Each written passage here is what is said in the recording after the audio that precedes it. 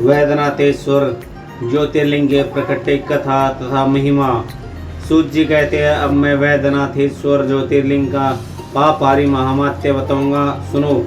राक्षस राज रावण जो और अपने अहंकार को प्रकट करने वाला था, उत्तम पर्वत कैलाश पर भक्ति भाव से भगवान शिव की आराधना कर रहा था। कुछ काल तक आराधना करने पर जब भगवान महादेव जी प्रसन्न नहीं हुए, तब प्रसन्नता के लिए दूसरा तप करने लगा। पुलस्त्य कुलंदन श्रीमान रावण ने सिद्धि के स्थान पर्वत से दक्षिण वृक्षों से भरे हुए वन में पृथ्वी पर एक बड़ा गड्ढा खोदकर उसमें स्थापना की और उसके पास ही भगवान शिव को स्थापित करके हवन आरंभ किया। ग्रीष्म अग्नियों के बीच बैठा, वर्षा ऋतु में खुले मैदान में चबूतरे पर सोता और शीतकाल में जल के भीतर खड़ा रहता। इस तरह 3 प्रकार की उसकी तपस्या चलती थी। इस रीति के रावण ने बहुत तप किया तो भी दुरात्माओं के लिए जिनका रिझाना कठिन है, वे परमात्मा परमेश्वर उस पर। तब महामनस्वी दैत्यराज रावण अपना मस्तक काटकर शंकर जी का पूजन विधि पूर्वक शिव जी पूजन करके वह अपना एक एक सिर काटता और भगवान को समर्पित कर देता। इस तरह उसने क्रम से अपने 9 सिर काट डाले। जब एक ही सिर बाकी रह गया, तब भक्तोत्सल्य भगवान शंकर प्रसन्न हो वहीं उसके सामने प्रकट हो गए। भगवान शिव ने उसके सभी मस्तकों को पूर्वत निरोग करके उसकी इच्छा के अनुसार अनुपम उत्तम बल प्रदान किया। भगवान शिव को कृपया प्रसाद पा ने नतमस्तक हो हाथ जोड़कर उससे कहा, देवेश पर प्रसन्न हुई, मैं आपको लंका में ले चलता हूँ, आप मेरे इस मनोरथ को सफल कीजिए, मैं आपकी शरण में आया हूँ। रावण की ऐसा कहने पर भगवान शंकर बड़े संकट में पड़ गए और अनमने होकर बोले, राक्षस राज मेरी सार्वभौमिक बात सुनो, तुम मेरे उस उत्तम लिंग को भक्ति भाव से अपने घर को ले जाओ, परंतु जब तुम्हें इसे कहीं भूमि पर रख दोगे तब यह वहीं सूझेगा, इसमें संदेह नहीं है। अब तुम्हारी जैसे इच्छा हो वैसा करो।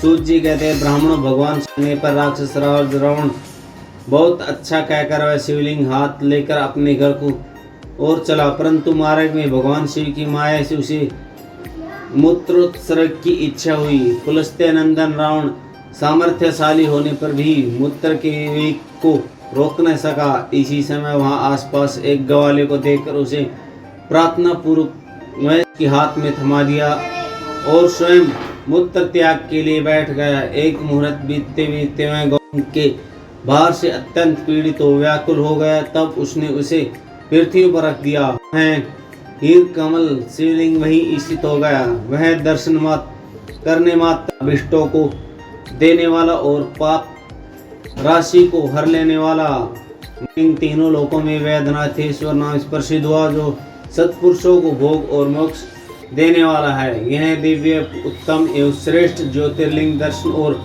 पूजन भी समस्त पापों को हर लेता है और मोक्ष की प्राप्ति करा देता है।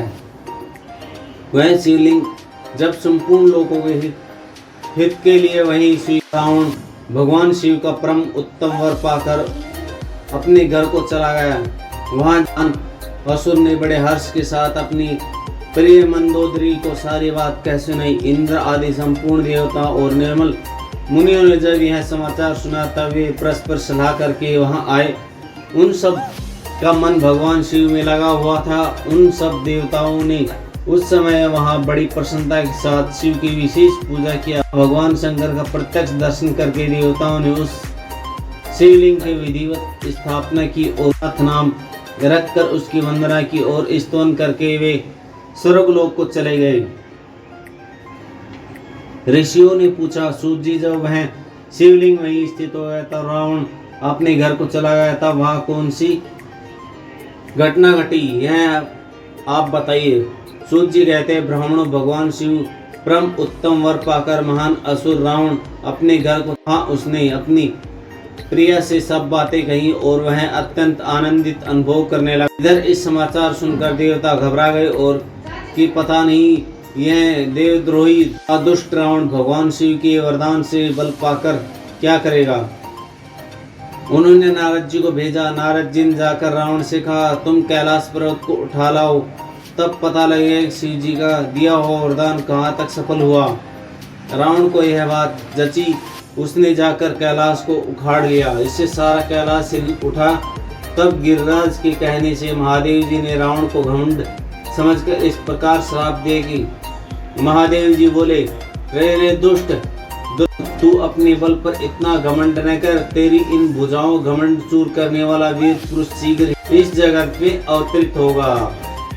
सूत जी कहते हैं, इस प्रकार वहां से जो घटना हुई उसे नारद जी ने सुना। रावण ही प्रसन्न चित्त हो जैसे आया था उसी तरह अपने घर को लौट गया। इस प्रकार मैंने वैद्यनाथेश्वर महावाक्य बताया है। इसे सुनने वाला मनुष्य पाप भस्म हो जाता है।